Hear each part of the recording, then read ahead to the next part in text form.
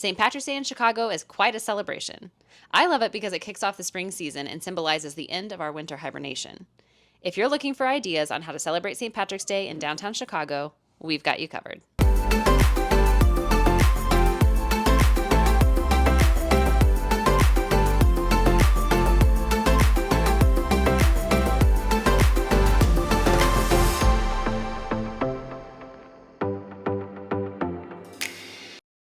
We've got tips on how to watch the river dying, the best views of the Green River, delicious places to get some Irish fare complete with St. Patrick's Day decorations, and more.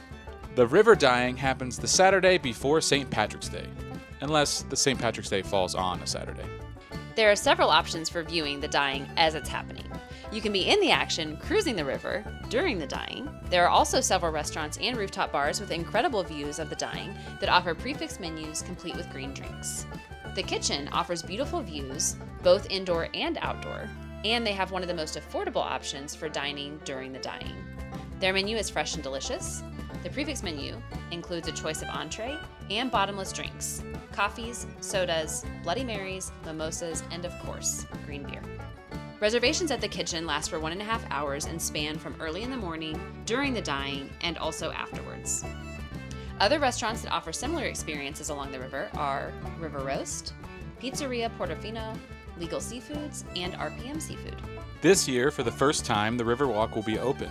Access is limited to those with pre-purchased event tickets. Some of the restaurants with ticketed events are City Winery, Island Party Hut, and Taco Rio. And you know we love Taco Rio. This year, we'll be kayaking on the river right after the dying. Be sure to stay tuned for that video. If a paid event like a cruise or a restaurant experience isn't your thing, you can watch the river dying for free from street level. Be sure to note the bridges are off limits during dying, so you'll need to secure a spot along Wacker Drive. Be prepared for the crowds. We recommend getting there about an hour before the dying begins to secure your spot. We also recommend staying west of Michigan. Dearborn, Clark, and LaSalle offer great views of the dying with slightly thinner crowds. And I don't want to forget to mention, there will be dogs. In 1961, a business manager for the Chicago Journeyman Plumbers Local Union noticed that a plumber's white overalls were stained bright green, a green that resembled the color often associated with Ireland. The dye was originally used to detect leaks in sewage pipes in an effort to clean up the river's waterfront areas. The dye starts out as an orange powder that turns bright green when added to the water. The formula is a closely guarded secret. In 1962, Chicago city workers dumped 100 pounds of the dye into the river and it stayed its iconic green color for an entire week, thus kicking off the annual tradition. If you're hungry for some delicious food or looking for a place to get some drinks after viewing the river dying, look no further than the Emerald Loop, located at Wabash and Wacker just steps away from the river. They have an expansive menu including some delicious Irish specialties. We recommend the curry chips with Irish cheddar. So yummy. Their Nashville hot chicken sandwich just might be the spiciest in Chicago. And of course they have St. Patrick's Day specialty drinks. My personal favorite is the Jameson Green River. The St. Patrick's Day Parade is in Grant Park, just a few blocks from the river. Crowds will flock to the parade, so be sure to get there early.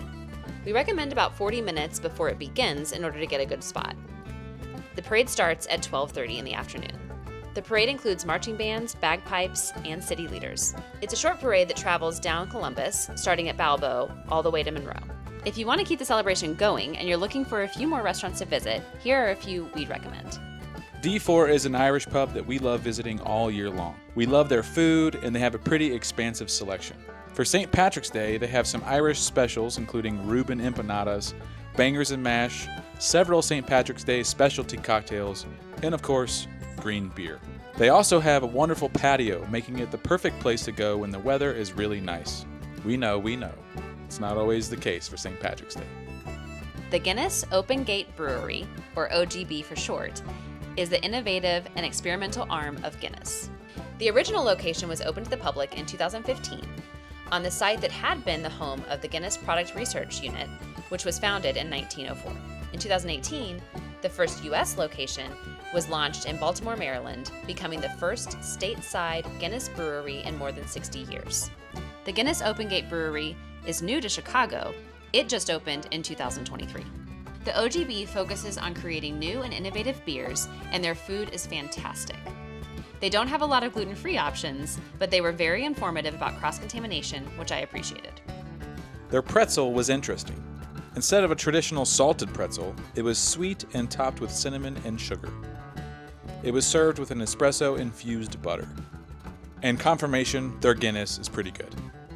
Our next recommendation is Miller's Pub. While it may seem like an odd recommendation for St. Patrick's Day since it's not an Irish pub, in fact it was purchased by 3 Greek brothers in 1935, that doesn't stop Miller's Pub from celebrating the occasion. While their decorations would be considered toned down compared to what they do for Christmas, they aren't shy with the decor. They do offer a few Irish specials as well.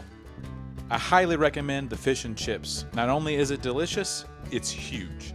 And Miller's Pub is not the only non-Irish pub celebrating the day. Even Elephant and Castle, which is an English pub, is Irish for a few weeks this time of the year. Of course, there are countless restaurants and Irish pubs in Chicago, so it's hard to go wrong picking one to celebrate St. Patrick's Day. We do have a bonus tip for seeing the Green River. Our secret tip, which is not so secret, is to go the day after the dyeing. The Riverwalk is closed or has extremely limited access for the day of the dyeing. However, the next day, it will be free and open to walk up and down and take all of the photos and videos that you want. The river will stay dyed for several days, so you have plenty of time to see it, even if you can't be there for the dyeing process. There are a multitude of activities and dining options for celebrating the holiday here in Chicago. Whether you go to the river on the day it's dyed or visit the next day, it will be an incredible experience. And trust me, there will be no shortage of delicious food and green drink offerings. Let us know your favorite ways to celebrate in the comments.